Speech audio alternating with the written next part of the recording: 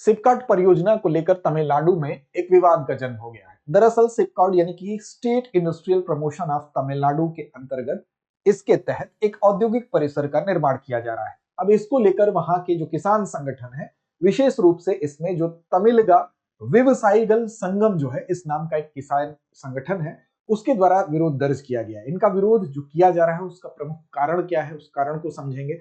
साथ ही साथ समझेंगे कि इनकी प्रमुख चिंताएं क्या है जिसको लेकर कि ये संगठन विरोध कर रहे हैं। दरअसल इनका विरोध किसी भी प्रकार के उद्योगों के विकास को लेकर नहीं है, बल्कि इनका विरोध जिस जगह पर इस परियोजना को पल्लवित पुष्पित होना है उस जगह को लेकर है। तो आइए समझते हैं कि किसानों का क्या पक्ष है और साथ साथ कि जिस नदी को लेकर, जिस नदी से संबंधित चिंताएं हैं, उस नदी का इस क्षेत्र में क्या इंपॉर्टेंस है, यहाँ पर जो बांध बना है, जिस बांध के पास इस परियोजना का विकास हो रहा है, वो तमाम पहलू क्या है। तो चलिए समझते हैं सिपकाट परियोजना, इस विवाद के बारे में। तो दरअसल भवानी सागर जो बांध है, इस बांध का आप नाम सुने होंगे, इसी बांध के पास इस परियोजना के तहत एक औद्योगिक परिसर डेवलप किया जाएगा। अब इसी औद्योगिक परिसर को लेकर, विशेष तौर पर इसके जगह को लेकर, जो मिलगा व्यवसायिगल संगम नाम का किसान संगठन है, वो ये कह रहा है कि पहले तो आप स्पष्ट करें, क्योंकि दो मत सुनने में आ रहे हैं। एक मत के तहत ये कहा जा रहा है कि प्रारंभिक सर्वेक्षण कर लिया गया है इस परियोजना को शुरू करने के लिए, और दूसरे मत के तहत यह कहा जा रहा है कि यह परियोजना रद्द कर दी गई है। तो पहले तो ये स्थिति स्पष्ट की जाए कि वास्तव में वस्तु स्थिति क्या है। अगर ये परियोजना रद्द कर दी गई है तो अच्छी बात है। मेन जो इनका विवाद है, वो विवाद की जड़ यही है कि जिस जगह पर, यानी कि भवानी सागर बांध के निकट इस परियोजना को डेवलप किया जाने के बारे में अगर सोचा जा रहा है, तो इस जगह को लेकर उनकी आपत्ति है। उनका यही कहना है कि हम उद्योग का विरोध नहीं कर रहे हैं, बल्कि state industrial promotion corporation of Tamil Nadu जो है, जिस औद्योगिक परिसर जो कि 1080 एकड़ में जो है लगभग प्रस्तावित है, तो इसके जगह को कहीं और चयनित किया जाना चाहिए। अब क्यों इस जगह को लेकर आपत्ति है, तो देखिए ये कहना है कि जो भवानी सागर बांध के पास जो लगभग जो भूमि है, इससे लगभग 2.5 लाख एकड़ भूमि प्रभावित होगी, विशेष तौर पर अगर ये प्रोजेक्ट अपने कार्य रूप में आता है। अब क्या क्या वो चिंताएं हैं, उन चिंताओं को भी किसान बताता है कि जिसकी वजह से हम चिंतित हैं। तो देखिए एक एक करके उन चिंताओं को समझते हैं। सबसे पहले यहाँ पर जो किसान है उनका ये कहना है कि सबसे पहले तो कृषि प्रभावित होगी। दूसरा क्या है कि दूसरा जो जलवायु की, जल की सुरक्षा है, जल भी प्रभावित होगा, और साथ साथ जलवायु का मतलब पर्यावरण प्रभावित होगा। तो कृषि, जल और जलवायु तीनों प्रभावित हो रहे हैं। कैसे हो रहे हैं, तो कृषि में ये कहा जा रहा है कि कृषि और जो सिंचाई व्यवस्थाएं हैं, जो पेयजल है, उनका संकट यहाँ पर हो सकता है, क्योंकि जो भवानी सागर डैम है वो एक बड़े एरिए में, हम कह सकते हैं भवानी सागर से यहाँ का जो इरोड जिला है, तिरप्पुर है और करूर है, वहां पर इन जिलों में 2.5 लाख एकड़ की जो भूमि है, वहां पर सिंचाई की व्यवस्था यहाँ से होती है, पेयजल की व्यवस्था इसी डैम से होती है। इरोड जिले का तो मुख्य पेयजल का स्रोत ही ये भवानी सागर डैम है। तो एक तो ये है चिंता। दूसरा यह है कि भवानी सागर नदी जो है, उस नदी को लेकर भी चिंता है, क्योंकि ये आशंका व्यक्त की जा रही है कि जिस तरह से नोयाल नदी एक थी, नोयाल नदी का हाल हुआ, वही हाल कहीं ना कहीं भवानी नदी का भी हो सकता है, इस औद्योगिक डेवलपमेंट अगर इस जगह पर होता है तो ये चिंता है कि जिस तरह से पश्चिमी घाट भी यहां से सटा हुआ है, तो नोयाल नदी की तरह ही कहीं भवानी नदी प्रदूषित न हो जाए। और इस क्षेत्र में अगर ये डेवलपमेंट होता है तो पश्चिमी घाट से सटे हुए जो क्षेत्र हैं, जहां पर जैव विविधता के लिए वो समृद्ध पारिस्थितिक, हम कह सकते हैं, तंत्र के रूप में जाने जाते हैं, तो उस जगह को लेकर भी चिंता है। यानी कि कृषि भी संकट में आ सकता है इस क्षेत्र में, जो 2.5 लाख एकड़ का जो एरिया है, वहां पर पेयजल का संकट भी और पर्यावरणीय चिंता भी है। और सबसे प्रमुख जो चिंता है वो भवानी सागर डैम और भवानी नदी को लेकर है कि भवानी नदी प्रदूषित होगी।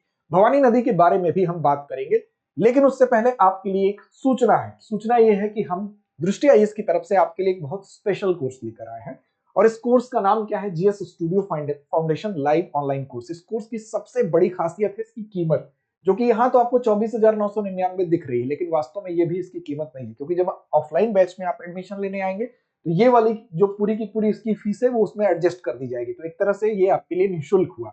अब इसमें सुविधा क्या क्या है, तो देखिए, अगर आप आगामी तैयारी अपनी शुरू करना चाहते हैं 2027, 28, 29 में, अगर तैयारी आप करना चाहते हैं कि वहां अपीयर होना चाहते हैं यूपीएससी के एग्जाम में, तो अभी आपको अपनी बुनियाद मजबूत करने के लिए इससे बेहतर कोर्स नहीं मिल सकता है, और इतने पॉकेट फ्रेंडली नहीं मिल सकता है। इसमें देखिए क्या क्या मिलेगा।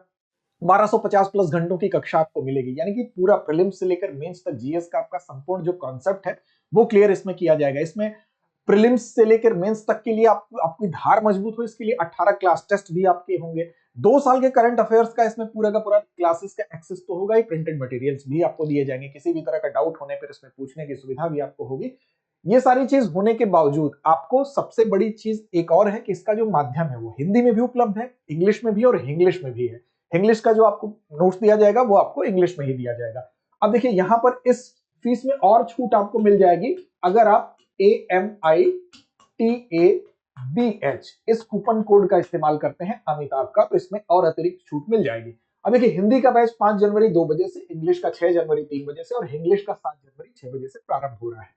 अब बात करते हैं भवानी नदी की, जिस नदी को लेकर चिंता है कि कहीं इस नदी का हाल भी नोयाल नदी की तरह ना हो जाए। तो देखिए भवानी नदी की अगर बात करें तो ये कावेरी नदी की प्रमुख सहायक नदियों के तौर पर इसको जाना जाता है, एक प्रमुख सहायक नदी के तौर पर इसको जाना जाता है। और पश्चिमी घाट में जो नीलगिरी पर्वतमाला है उसके ऊपरी हिस्से से ये निकलती है, यानी कि नीलगिरी पर्वतमाला में तमिलनाडु में जो इसकी स्थिति है वहां से ये निकलती है। उसके बाद ये केरल तमिलनाडु राज्य से होते हुए बहती है। इसके बेसिन की बात करेंगे तो वो कर्नाटक को भी कुछ हिस्सा कवर करता है।